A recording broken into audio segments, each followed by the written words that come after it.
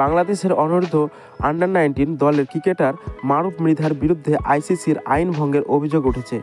ঘটনাটি ঘটেছে ভারতের ইনিংসের 44তম ওভারে। ভারতের ব্যাটার আরাভেলি আভানিসকে আউট করার পর মারুফ মৃধা আক্রমণাত্মকভাবে দুইবার ড্রেসিং রুমের দিকে ইশারা করেছিলেন। আইসিসি বলেছে মারুফ মৃধা আন্তর্জাতিক ক্রিকেট কাউন্সিলের আইসিসি কোড অফ কন্ডাক্ট এর ধাপ 1 অমান্য করেছে। দক্ষিণ আফ্রিকার চলমান আন্ডার-19 বিশ্বকাপে ভারতের বিপক্ষে ম্যাচে তিনি এই আইন অমান্য করেছেন বলে তাকে অভিযুক্ত করে আইসিসি। আইসিসির বিধিনিষেধ সংশ্লিষ্ট ধারা 2.5-এ বলা হয়েছে মাঠে এমন ভাষা, কাজ বা অঙ্গভঙ্গি ব্যবহার করা যাবে না যেটি খেলাকে অবমাননা করে বা অপমান করে, যা আন্তর্জাতিক ম্যাচের একজন ব্যাটারকে আউট করার পর আক্রমণাত্মক প্রতিক্রিয়া সৃষ্টি করতে পারে।